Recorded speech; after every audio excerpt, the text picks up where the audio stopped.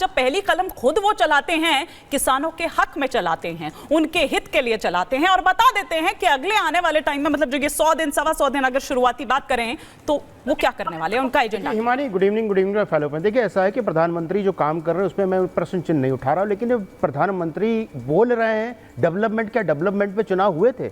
आप 1 फेज से लेकर 7 फेज तक चुनाव देख लीजिए, पहले फेज के बाद तो डेवलपमेंट खत्म ही हो गया था, डेवलपमेंट कहीं ठंडे बस्ते में जा चुका था। देखिए आप एक फेज देखिए, बार बार ही मैं बोलता हूं, देश के विकास के, जनता के मुद्दे होने चाहिए। ये बताइए, आपने जो किसानों को निधि आज दी है, बहुत खुशी की बात है, देनी भी चाहिए, लेकिन ये किसान निधि से क्या उनका कल्याण हो जाएगा? क्या किसान उससे प्रसन्न हो जाएंगे? नहीं होंगे। आपको दूरगामी परिणाम बनाने पड़ेंगे। आपने 2014 में बोला था कि आय डबल कर दी जाएगी, 2024 तक पहुंच गए, आय डबल नहीं हुई। मैं नहीं बोलता हूं कि आपकी कार्यप्रणाली में कोई खोट है, लेकिन आपके नेताओं के कार्यप्रणाली में जरूर प्रश्न चिन्ह उठाए जा सकते हैं। आपको लगता है, जैसे आप कल का इवेंट देख लिया, मैं तो उसके इवेंट इसलिए बोल रहा हूं, शपथ ग्रहण कम और इवेंट मैनेजमेंट ज्यादा लग रहा था। आप भी बताइए, फिल्म स्टार वहां पे आए हुए हैं, क्या भारतीय जनता पार्टी के कार्यकर्ता थे, या उनका देश में कोई योगदान था, समाज में कोई योगदान था, समाज के लिए कोई काम किए थे? किसी के लिए काम नहीं किया था। आप इवेंट मैनेजमेंट को बना देते हैं। जहां तक चर्चा हो रही है कि प्रधानमंत्री ने कैसे काम किया, हम उन पे प्रश्न चिन्ह, राजीव जी को आने लीजिए,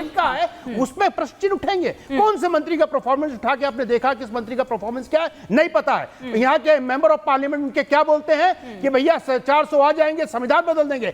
जिस व्यक्ति के पार्टी में इस तरह के मनोदशा वाले व्यक्ति होंगे, उस पार्टी का विनाश होना तय है। ये मत बोलिए कि इनकी विजय हुई है, ये बोलिए कि इनकी विजय नहीं हुई है, ये विपक्षियों की विजय हुई है, क्योंकि अगर विपक्षी ना होते तो ये अजय हो जाते। नहीं, ये आपने बात बिल्कुल ठीक कही, क्योंकि वो इंडिया ब्लॉक की अगर बात करें तो वो उस तरह से लड़ा, उसने उस तरह से फाइट की। और राजीव जेटली जी, क्विक रिएक्शन में इस बात पर चाहूंगी, क्योंकि इंपॉर्टेंट पॉइंट्स उन्होंने उठाए। उन्होंने कहा डेवलपमेंट की बात आप करते हैं, लेकिन डेवलपमेंट पूरे चुनाव में कहीं नजर नहीं आया।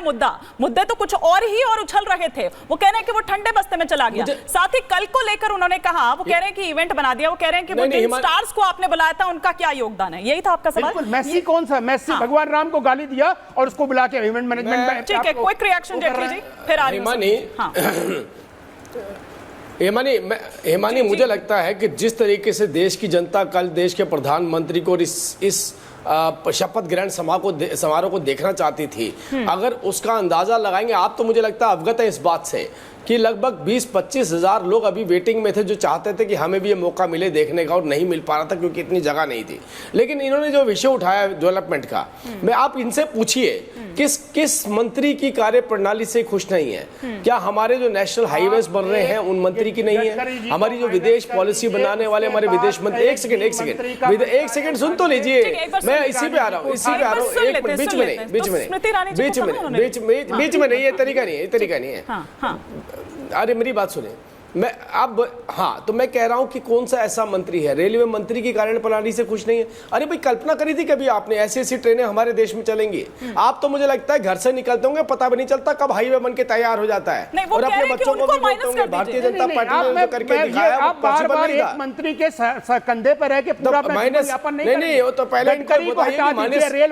माइनस करते चले जाएंगे ना, नीचे जीरो नजर आएगा, किसी में कोई कमी नहीं निकाल पाएंगे, नीचे जीरो हो जाएंगे। सही था, करते जाइए माइनस। फेक वीडियो चल रहे हैं, रोक पाए नहीं रोक पाए, फेक एजेंडे को रोक पाए नहीं रोक पाए, ये मंत्रालय। तो यही कह रहा हूं, अब सुन तो लीजिए, मिल गया ना उनको, क्या कर रहे हैं? उसका असर तो आपने देखा ना, उसका असर तो आपने देखा। अरे आप असर, हिमानी दुर्भाग्यपूर्ण है, राम को मानने वाली नहीं, कोई असर नहीं, हिमानी असर नहीं है। एक बार कंप्लीट करने वाली भारतीय जनता पार्टी के अंदर एक बार कंप्लीट करने देती हूं, फिर चंद्रमोहन जी और समीर जी भी बहुत देर से इंतजार कर रहे हैं, कुछ रिएक्ट करना चाह रहे हैं। जी मेरे को ना, मुझे हिमानी मैं ऐसे शोर मचा के डिबेट नहीं कर सकता, और इनको मजा आता होगा बीच में ओवरलैपिंग करने में। अरे मैंने इनकी बात सुनी, मेरी बात सुनी, यही तरीका है। भारतीय जनता पार्टी के प्रश्न का मतलब ये थोड़ी होता है, प्रश्न अपने आगे प्रश्न का मतलब संजय जी, लेकिन वो क्या जवाब दे रहे हैं फिर आप नहीं सुन पाएंगे ना, ऐसे तो नहीं सुन पाएंगे। एक बार कंप्लीट अभी कहां दे रहे हैं, तो गोल बातें कर रहे हैं। तो रोड़े उठा के आप टीवी से बाहर कूद कर लीजिए, बाकी मेहमान इंतजार कर रहे हैं। नहीं हिमानी जी, आप थोड़ा सा इनको बोलो कि अभी शांति बनाएं। आपका चैनल के ऊपर आपके चैनल के ऊपर जिस तरीके से आजकल आप डिबेट कंडक्ट करते हैं उसमें सबकी बात सुनते हैं।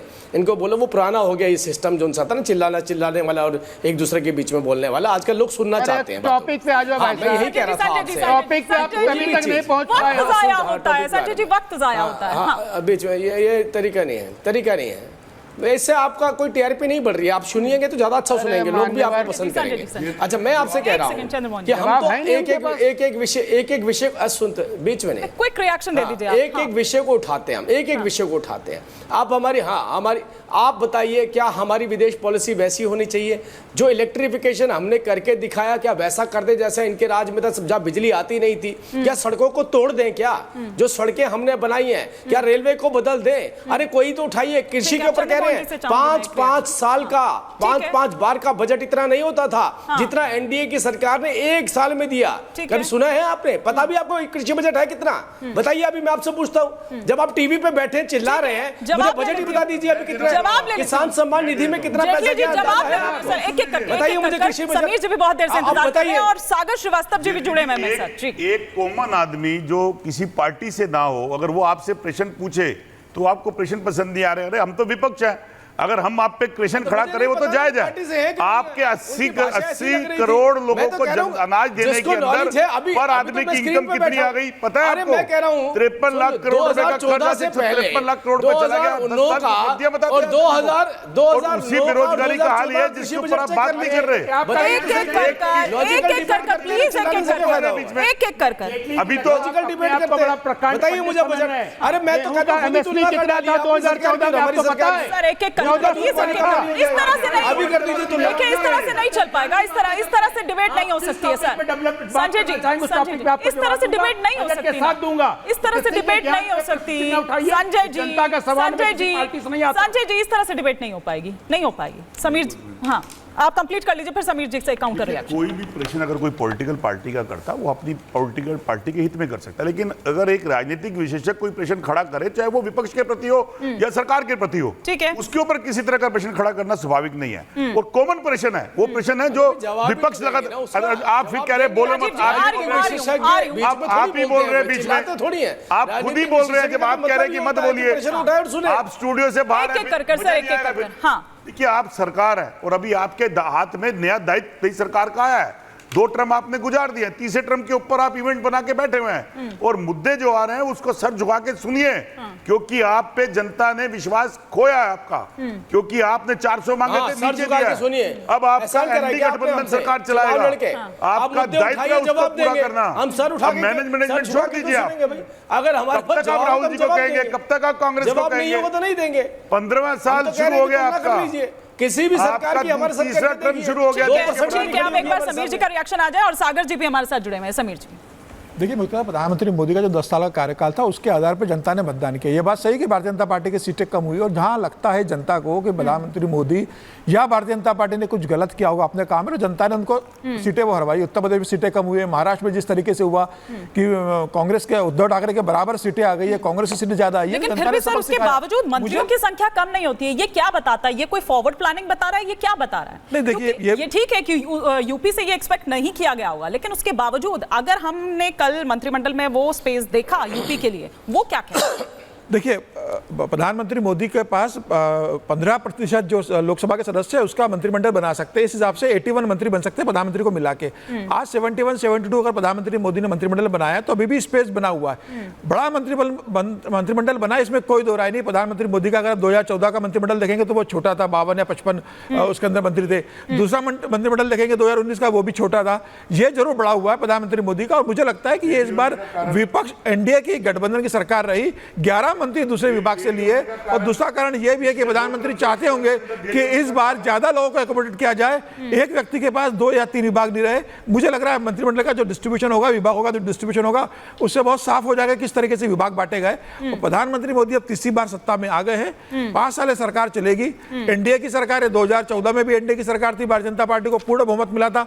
उसके बाद भी एनडीए के लोग सहयोगी दल उसमें शामिल थे, 2019 से भी शामिल थे, 2024 से भी शामिल है। यह बात सही है कि भारतीय जनता पार्टी को पूर्ण बहुमत नहीं मिला है, 240 सीटें मिली है। इस कारण नीतीश कुमार का और चंद्रबाबू नायडू का एक बड़ा स्टेक पार्टी के अंदर रहेगा। भले ही उन्हें मंत्रिमंडल में एक कैबिनेट और एक राज्य मंत्री दिया गया है, बहुत बड़ा स्पेस दिया नहीं गया, लेकिन ये सही है कि अब उनकी भागीदारी सरकार के अंदर एक निश्चित तो महत्वपूर्ण मानी जाती है। लेकिन प्रधानमंत्री मोदी जिस तरीके से काम करते हैं वो किसी दबाव में काम नहीं करेंगे, जिस तरीके से 2014 में परफॉर्म किया। लेकिन अभी तक किसी दबाव में नहीं किया, क्योंकि ये गठबंधन मतलब आपको जरूरत नहीं थी सहयोग नहीं करेंगे। हाँ, लेकिन क्या आप ये जो टेन्योर है काम नहीं करेंगे, उनका स्वभाव नहीं है। आप देखिए एनसीबी ने अगर मांगा कैबिनेट मंत्री दीजिए, उन्होंने कैबिनेट मंत्री नहीं दिया कि आपको एमओएस देंगे, मंत्रिमंडल में शामिल नहीं हुए तो उन्हें दिया नहीं गया। दबाव में होते हैं तो एनसीबी को एनसीबी को कैबिनेट मंत्री नहीं दिया गया, वो दिया जाएगा। नहीं अभी दिया, अभी की बात कीजिए, अभी वो कैबिनेट मंत्री मांग रहे थे, सीधे मना कर दिया कि एमओएस मिलेगा, वो मंत्रिमंडल में शामिल नहीं हुए। दबाव की राजनीति प्रधानमंत्री मोदी स्वीकार नहीं करते और उनका काम करने का तरीका वही रहने वाला है जैसे पहले 10 साल से था। उसमें